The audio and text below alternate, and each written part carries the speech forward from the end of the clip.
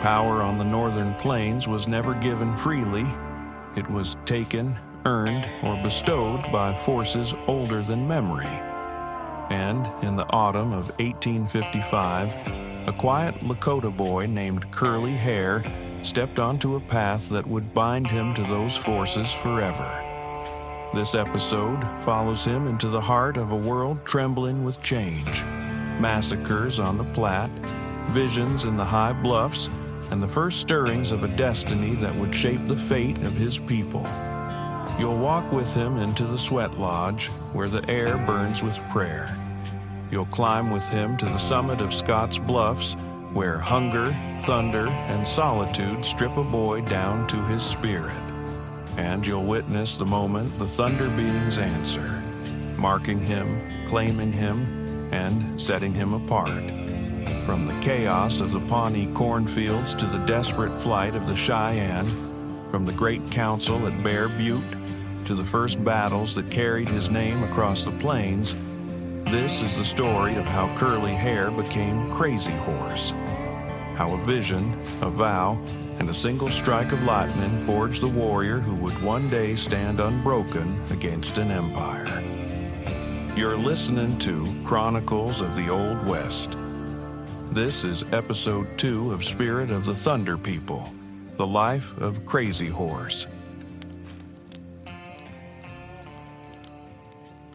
The Lakota say that power comes with a price. Some men search for it all their lives, trading away comfort and pride for even a glimpse of it. For others, the spirits choose them, and there is no escape. In the autumn of 1855, a boy called Curly Hair, the one history would later name Crazy Horse, chose to seek that power. It was the moon of the black calf, and the world he knew was changing. Only weeks before, U.S. soldiers under General William Harney had struck a Lakota village at Blue Water Creek, killing men, women, and children. The massacre sent shockwaves across the northern plains, a storm cloud of grief and fury that would not lift. Among the Lakota, divisions deepened. Some sought peace, others vowed resistance, but all looked to their young warriors to bear the burden of survival. In that season of blood and uncertainty, Curly Hair chose to seek the power that would shape his destiny and the destiny of his people. Curly Hair was only about 16, but the dreams had already begun. Visions of thunder beings galloping across the sky, their power flashing in great white spears of lightning. His father, a holy man of no small reputation, listened as the boy spoke of what he wanted. Not glory, not long life, not even the simple hope to win horses or the love of village girls. "I want a vision," he told his father, "and power to serve my people." That answer, unusual, even dangerous, was enough to convince his father. The boy was ready to cry for a vision. The vision quest began with purification. Horn Chips, a fellow thunder dreamer, helped shape a low sweat lodge from bent willow saplings, its frame sealed tight with buffalo robes. Outside, a sacred path was laid, ending at Grandmother Earth, where Curly Hair's pipe would rest, its bowl pointed west toward the thunder beings. The fire was prepared with care, sticks marking the 4 directions, red-painted stones glowing in the coals, sweetgrass smoke rising in slow spirals. The holy man filled Curly Hair's pipe with tobacco pinches for each direction, sealing the bowl with tallow and tying sprigs of sage to its stem. Inside, the men stripped to breechcloths. Darkness fell as the flap closed. 4 glowing rocks were carried in, steam hissing when water struck them. The holy man turned to Curly Hair. "How long will you fast?" he asked. 4 days and nights. "And what do you seek?" Curly Hair responded, "A vision, power to serve my people." Few young men asked for such things. Most prayed for long life or war honors. But Curly Hair's thoughts were already with the fate of his tribe. The lodge opened and closed 4 times for brief rests, but the final round ended in silence and steam. When it was over, Curly Hair crawled out, his body streaming with sweat. His pipe was placed at the grandmother mound, his buffalo robe thrown over his shoulders. The boy who would be Crazy Horse was ready to meet the spirits. The party rode 50 miles down the North Platte Valley to Scott's Bluffs, where the ruts of the overland trails scarred the land. They camped at the base, and before dawn, Curly Hair was given a final bite of dried meat and a sip of water, the last for 4 days. The climb to the summit was silent. On the wind-swept height, his helpers dug a sage-lined trench long enough for him to lie in and strung tobacco offerings, tiny bundles of cloth and strips of his own flesh, between poles marking the sacred directions. A 5th pole rose at the center, tying earth to sky, red blanket strips fluttering in the breeze. Then they left him. Naked, but for his buffalo robe, Curly Hair stood at the eastern pole, hair loose, voice wailing as the sun rose. "Be merciful to me, help me."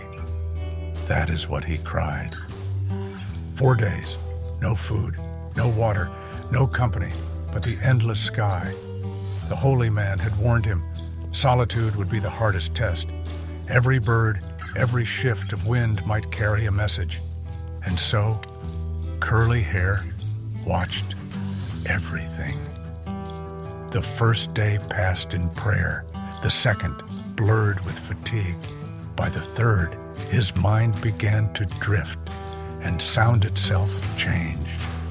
The scrape of ants became deafening. A grasshopper's legs rasped like a war drum. The cry of an owl cut through the night like a knife.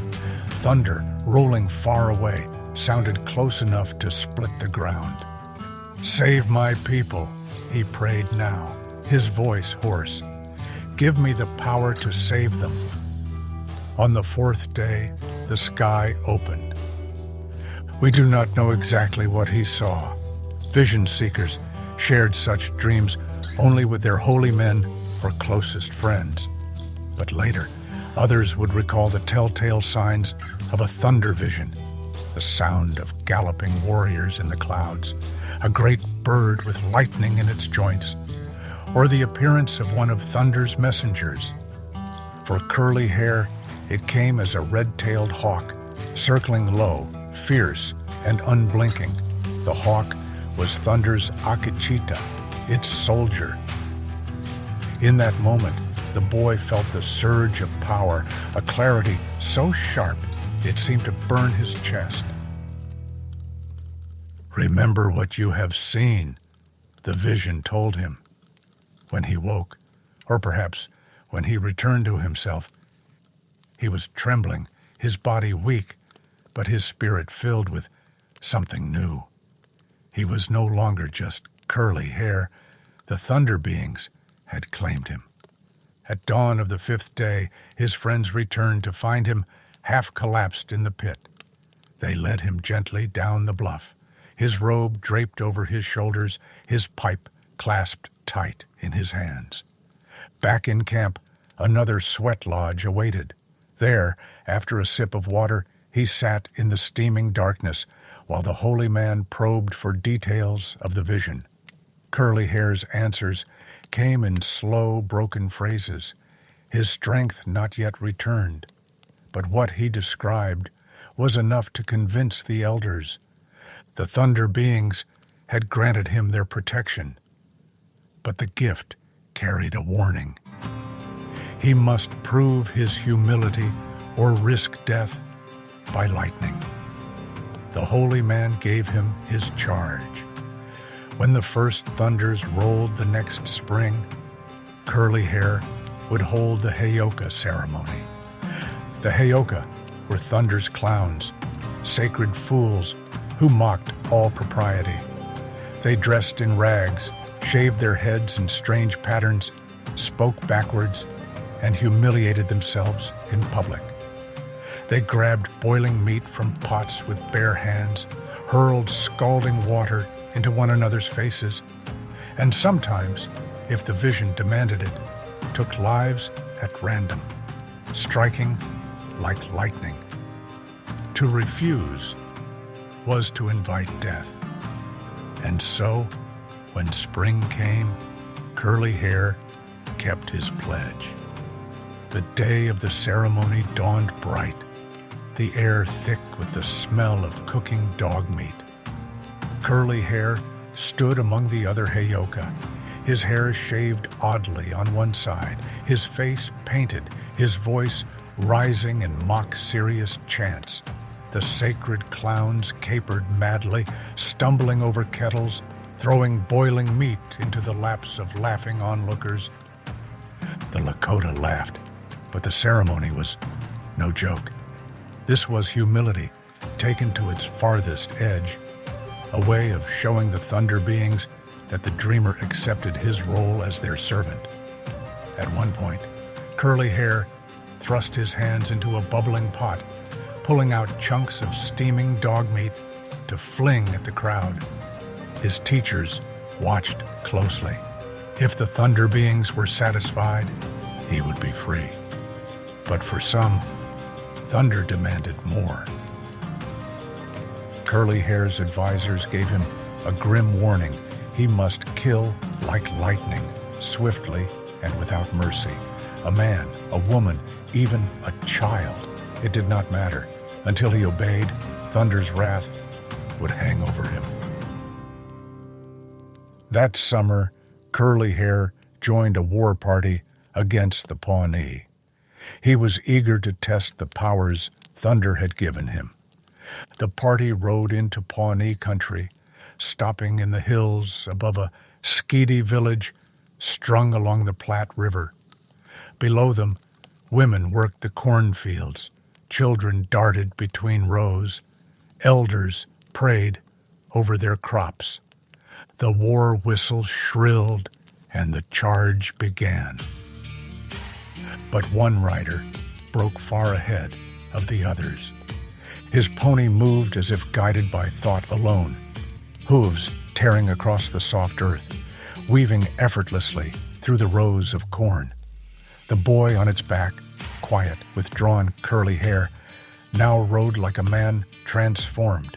His hair streamed behind him, his chest low against the pony's neck, his knees and heels communicating every subtle command. The animal responded instantly, veering and turning with the grace of a hawk, diving on prey. The war cry that left Curly Hair's throat was not the call of an untested youth. It was sharp, fierce, and wild, cutting through the fields like a blade. Pawnee women and children scattered, their screams rising as they fled toward the river. Then, suddenly, a woman appeared before him. For the briefest instant, the world seemed to slow. Perhaps he thought of his heyoka pledge, the grim promise that Thunder demanded he kill without hesitation, like lightning striking from a clear sky.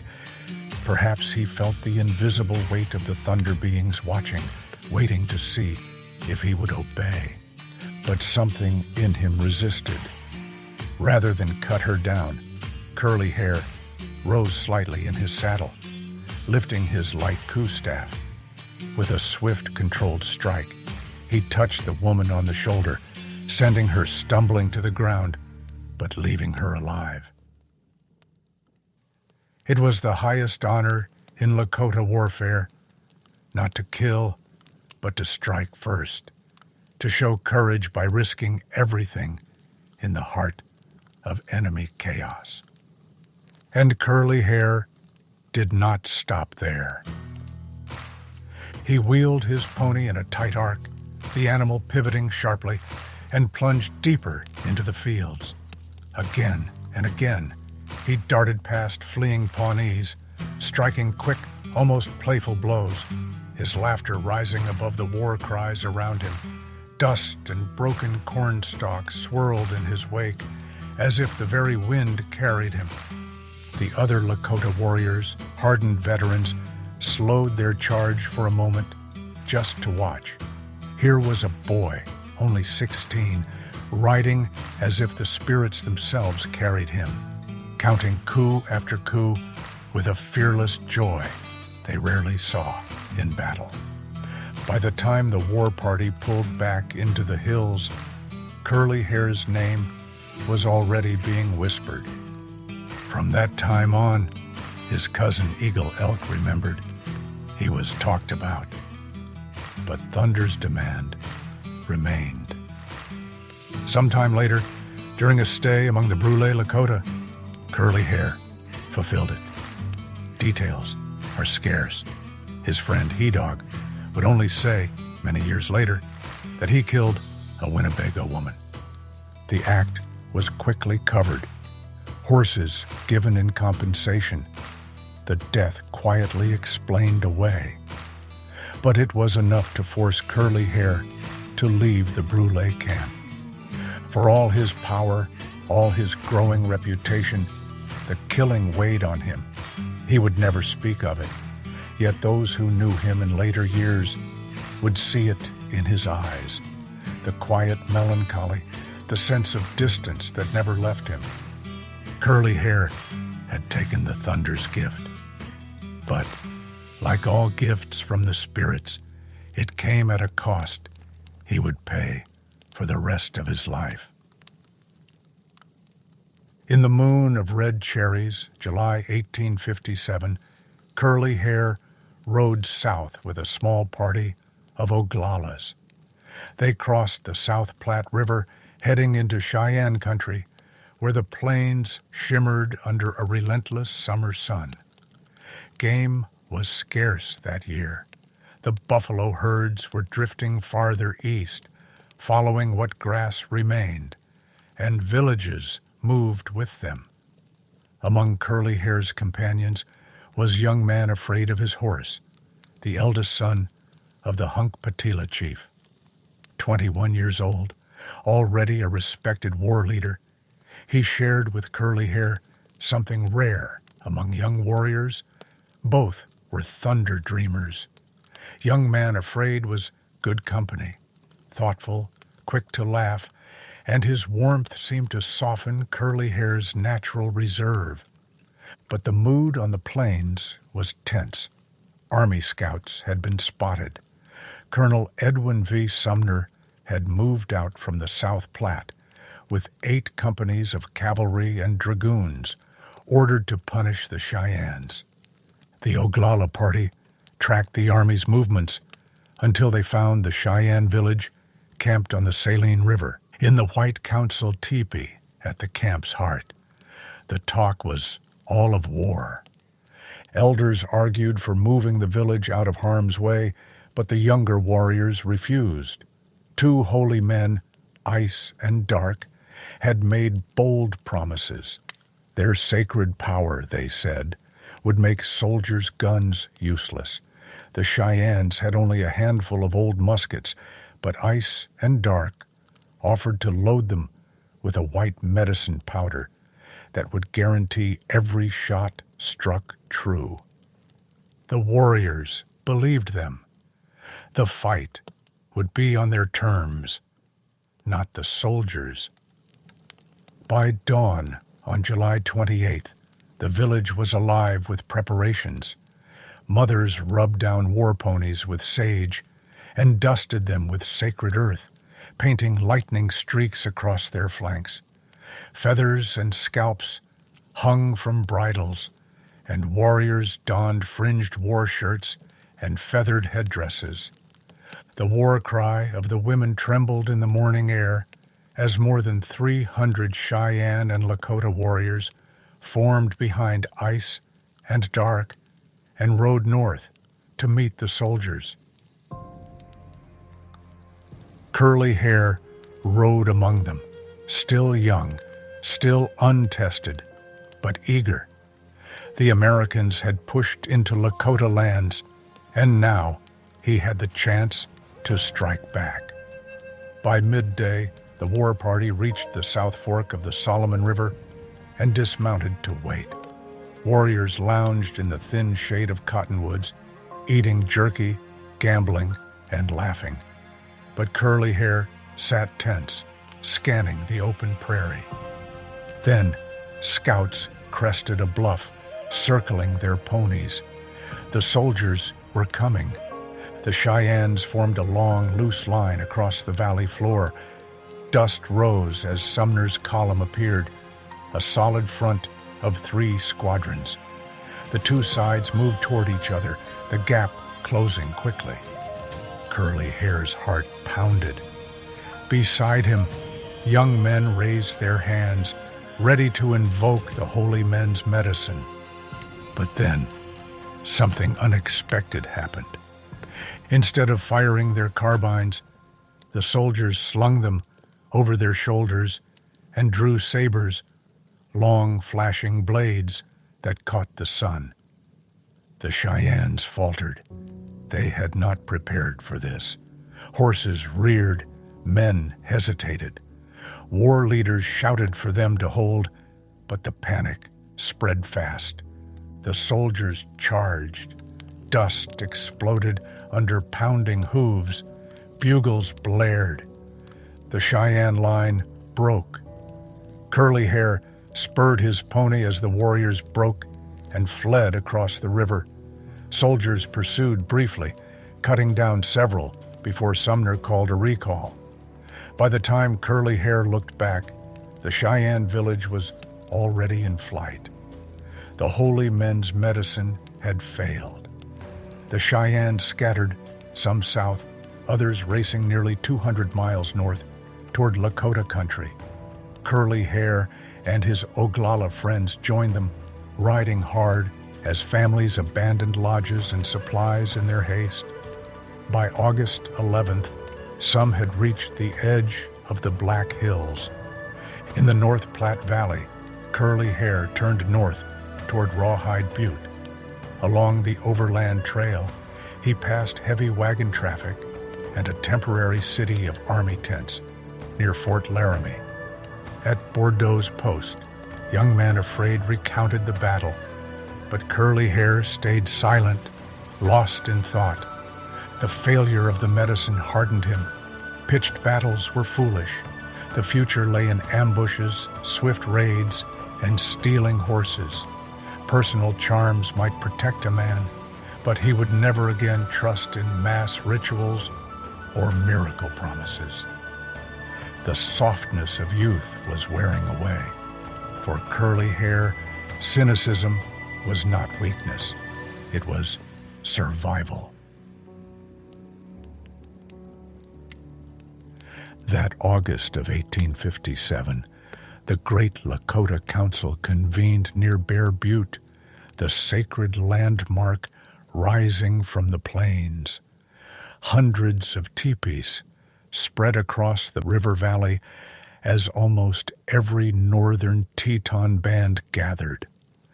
The council shade buzzed with debate.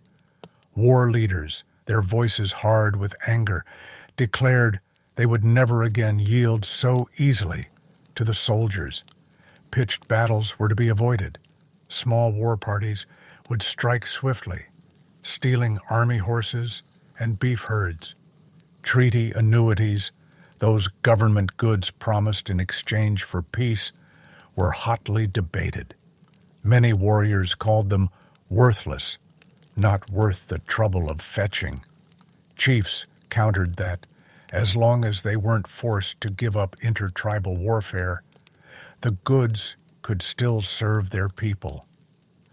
Through all the arguments, one idea united them: the sanctity of the Lakota homeland. The Black Hills were declared untouchable, sacred, the symbolic heart of their world. Intruders, white or Indian, would be driven out. Among the war leaders sat a young hunk papa named Sitting Bull, leader of the militant Midnight Stronghearts. His presence filled the council shade. Though he was not much older than Curly Hair, there was something ageless in the way he carried himself. Calm, unflinching, every movement deliberate, as if carved from the same stone as Bear Butte itself. When he spoke, his words cut like a blade. He condemned compromise, his voice low but unyielding, declaring that the Lakota way of life could not be traded for annuity goods or empty promises. The Black Hills are not for sale. The buffalo are not for sale. Our people will not bow. Curly Hair sat on the outer edge of the great shade, silent, watching every gesture, every measured glance. Sitting Bull's defiance struck something deep within him, something he had carried unshaped until now. In the set of that man's jaw, in the fire behind his eyes, Curly Hair recognized a kindred spirit, another soul, born to stand against the tide. No matter how strong, it grew. At that council, Curly Hair's path was sealed. His doubts, his youthful hesitations, burned away. The Brule and others who sought accommodation south of the Platte were no longer his people. His future lay in the north, with those who would fight to the last breath for the sacred hills, the buffalo, and the freedom of their people. Two young men, strangers that day, sat only paces apart beneath the council shade. Neither spoke to the other, but both felt the same pull of destiny. One day, they would become the twin pillars of Lakota resistance. Sitting Bull, the voice of his people, and Crazy Horse, its avenging hand. Soon after the council, High Backbone, a respected Mini-Kanju warrior and one of Curly Hair's closest friends, organized a raid into Atsina country. The war party gathered under High Backbone's leadership, holding a ceremonial feast. The next morning, Curly Hair prepared for battle in the way of a thunder dreamer, his hair stiffened in a high pompadour, sprigs of thunder-associated plants woven through it, white hail spots painted across his chest and on his pony's flanks. A wavy red line encircled his forehead, forked at the ends like lightning. When the war party finally sighted the Atsinas, northern kin of the Arapahoes, they were massed on a rocky hill by a river, their ponies stamping nervously, muskets glinting in the sun. High Backbone went first, as was his right. Clad in a red turban and flowing cape that marked him as a big brave, he spurred his war pony straight into the enemy fire. Bullets and arrows shrieked past him, kicking up dust and splintering rocks. Lakota warriors watched in awe as their leader made his lone, defiant run. Then a shot rang out, and High Backbone's pony crumpled beneath him. The great warrior hit the ground hard. Stunned, the Atsinas roared, surging forward with war cries, eager to finish him. Before they could close in, Curly Hair moved. The quiet Oglala youth spurred his pony without hesitation, charging headlong into the storm. Arrows slashed the air, musket balls tore dirt at his feet, but he didn't slow. Sliding from the saddle, he sprinted through the chaos, lifted his fallen comrade, and dragged him to safety. His war pony, trained for battle, almost an extension of himself, stood perfectly still amid the whistling fire. Curly Hair heaved High Backbone into the saddle. then swung up behind him in one smooth motion. The Atsenas lunged, but the two Lakotas burst clear, Curly Hair's pony leaping forward like a deer. The fight raged on. Curly Hair did not stay with the safety of the line. Again and again, he wheeled his pony into the thick of the fight, striking first coup on a fallen enemy, ramming his pony into Atsena mounts to unseat riders, his war cry cutting sharp through the din. By the time the battle ended, he carried 2 scalps and a bleeding wound along his arm.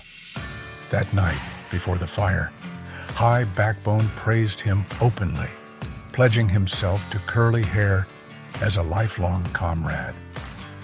In one battle, the shy, soft-spoken youth had proven himself, not just as a warrior, but as a man whose courage burned brightest when death was closest.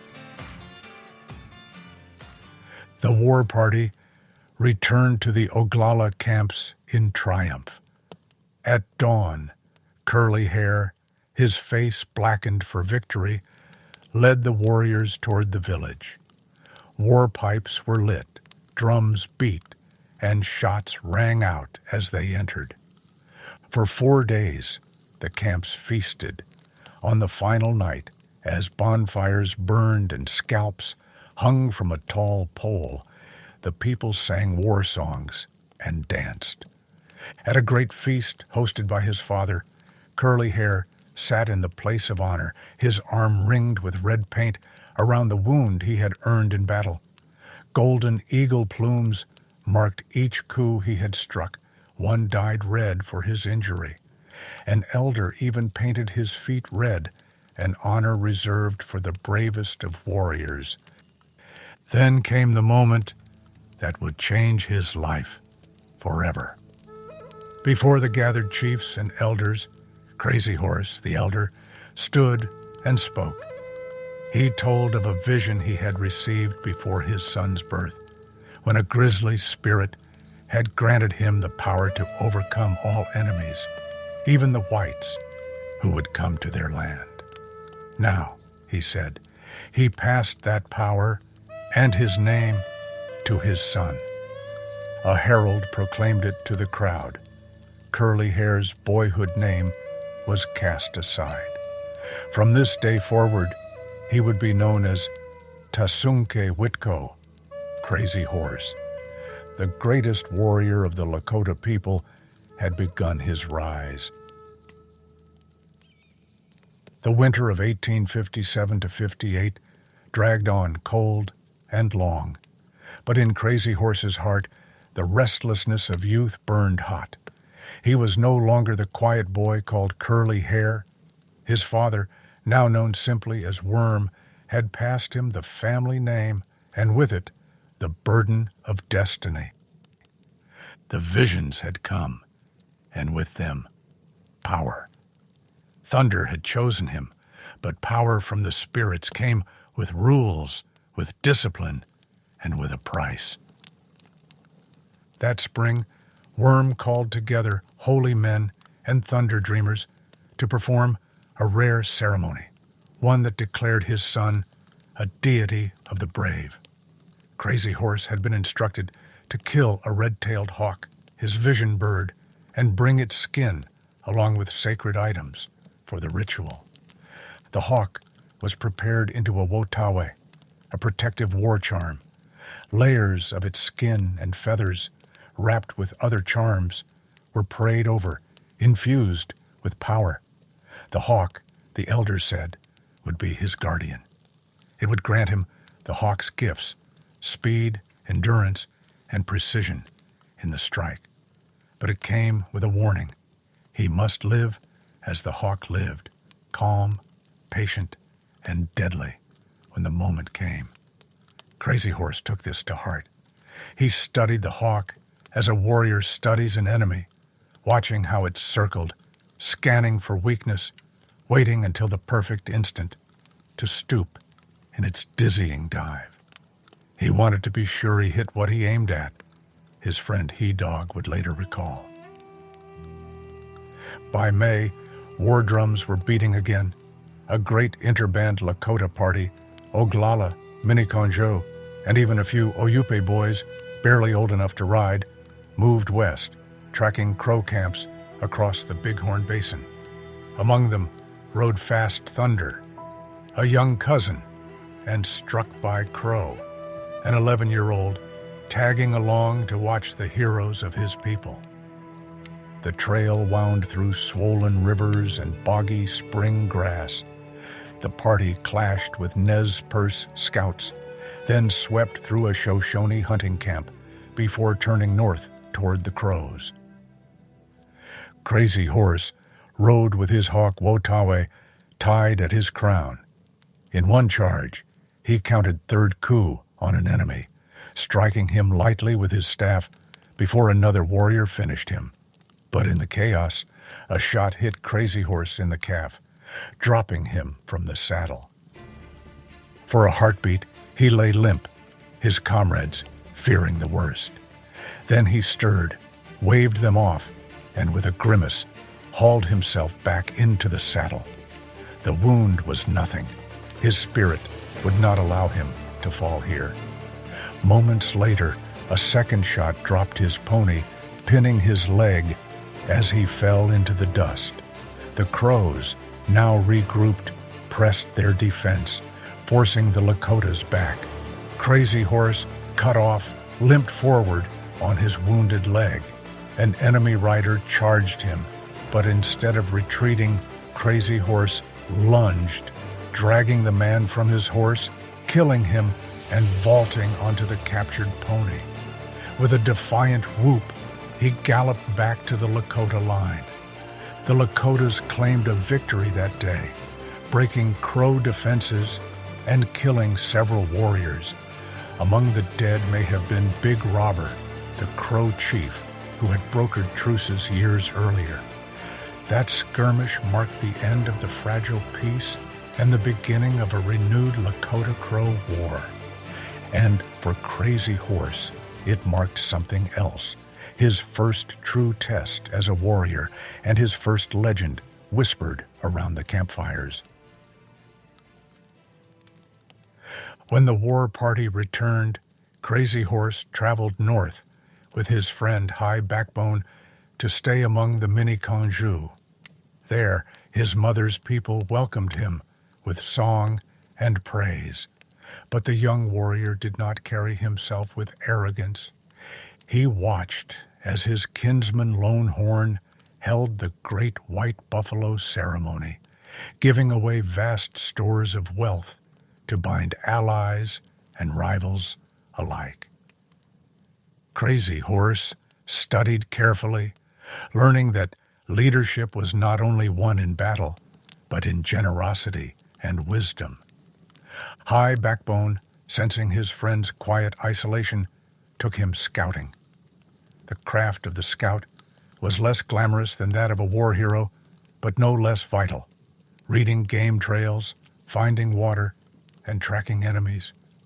Crazy Horse learned to run at night by feel, to sense wind shifts that meant water, to kneel before the deciders and report on the herds that fed the people. The lessons stuck. Years later, when Crazy Horse would kneel before General Crook, it would be in the stylized posture of a returning scout, an echo of these early days. The following summer brought a call to arms. 2 Miniconjo boys had been killed by Crows, and Chief Black Shield raised the war pipe. A massive Lakota and Cheyenne party formed, and in June 1863, they struck into the Crow country. At dawn, overlooking the Pryor Creek Valley, Crazy Horse prepared himself with the careful precision of a man stepping into the spirit world. Every ritual had meaning, every movement connected to power greater than his own. He dusted his pony with soil, taken from a pocket gopher burrow, a gesture that symbolized the stealth and quickness of the animal that burrowed unseen beneath the earth. He wove slough grass into his hair, a sign of humility and of the low, water-rich places where life clung even in harsh times. White hailstone marks dotted his face, symbols of the thunder beings whose vision had chosen him, and 2 hawk feathers, messengers of the sky spirits, flicked lightly at his crown. But the most powerful of his protections hung beneath his arm, horn chips, stone wotawe. Horn chips, the revered Oglala holy man and Hunka brother to Crazy Horse, had given him this sacred charm after long ceremonies. The stone was no ordinary rock. It was a thunderstone, believed to have fallen from the sky during a lightning strike. Such stones were thought to carry the living power of the thunder beings themselves. Horn chips, a thunder dreamer of great power, had purified it in ritual smoke, spoken prayers over it, and wrapped it in buffalo hide with other sacred objects before presenting it to Crazy Horse. The Wotawe bound Crazy Horse not only to thunder, but also to the rock and the underground powers, those ancient forces that moved beneath the earth, steady and unyielding. Together, they made him something more than a warrior. They made him a living extension of the spirits. When Crazy Horse rode into battle that morning, he was not just a man. He was thunder striking from the sky, the hawk stooping from the clouds, and the power of the earth itself rising to defend his people. The Crow village below was a hive of movement, lodges being pulled into a tight circle. Mounted warriors formed a defensive line as Lakota and Cheyenne riders crossed the creek in a long, curving charge. A lone Cheyenne, brave wolf, rode ahead, striking deep into the Crow ranks before falling, pierced with arrows. As the Crows surged to scalp him, Crazy Horse spurred his pony forward, leading the charge. The fight was fierce, close, and personal. Young man, afraid of his horse, chased a crow almost into the lodges. He dog-struck coup with the crow's own saber. Crazy Horse plunged straight through arrows and musket fire, his war cry sharp. When his pony fell, he vaulted off and kept running, closing in on a fleeing crow. In single combat, he killed and scalped him, hurling the body against a teepee before withdrawing, untouched. The battle ended in stalemate, but to those who witnessed it, the day was unforgettable. The battle, defending the tents, became a Lakota tale of glory, and Crazy Horse's name, spoken now with reverence, began to carry weight across the northern plains. Back among his people, Crazy Horse's legend grew not only for his courage, but for his generosity. During a great buffalo hunt that winter, he killed 10 cows, only keeping the tongues and giving the rest away to feed the old and the poor. As hunters returned to camp, they sang his name.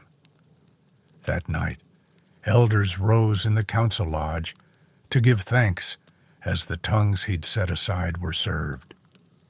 Crazy Horse did not give for praise. He gave because it was right. He fought for his people, scouted for his people, hunted for his people. Everything he was becoming, warrior, provider, protector, was for them. Through these years, Crazy Horse continued to seek visions. He did not dance publicly at the sun dance, disdaining the flash of many young warriors, but he sacrificed alone, seeking deeper understanding. The lessons of thunder and hawk shaped his every move. He learned to charge like lightning, erratic, unpredictable, striking before the enemy could respond. His personal style of attack became a signature. He rode 30 or 40 yards ahead of his men, ordering them not to close on him, and when he fired, he often dismounted to steady his aim. But thunder was not his only power. In a vision near Rosebud Creek, a man from beneath the lake came to him, teaching him new medicine. The spirit told him never to tie his horse's tail, never to wear a war bonnet, and promised him this: no bullet would kill him, only a knife if his arm was held. It was a gift and a warning, and it gave Crazy Horse a rare kind of confidence. Warriors flocked to his war parties, believing him invincible. By his early 20s, Crazy Horse was not yet a chief, nor did he seek to be one. But warriors followed him anyway. His parties were quiet affairs, no long speeches or boasts, just a simple call to ride. He fought with discipline, never throwing lives away for glory. If he sensed defeat, he turned back, no matter the mockery from reckless young men. And when he struck, it was with precision. Crazy Horse rarely counted coup for himself anymore, instead letting younger warriors earn the honor. He did not have to get more of that. Eagle Elk remembered he already had enough. His generosity, his caution, and his ferocity in battle earned him something no title could bestow: the trust of his people. By the mid-1860s, his name was legend among the Lakota and feared among the Crows. He had not sought leadership, but leadership had found him.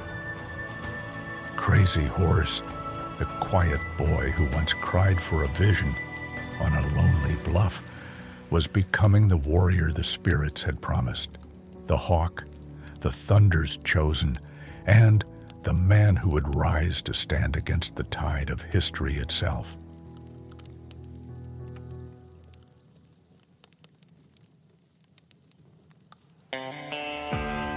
The boy who climbed a lonely bluff in search of a vision has now stepped fully into the world of warriors. He carries the power of the thunder beings, the weight of his father's name, and the first scars of battles that will echo across the plains.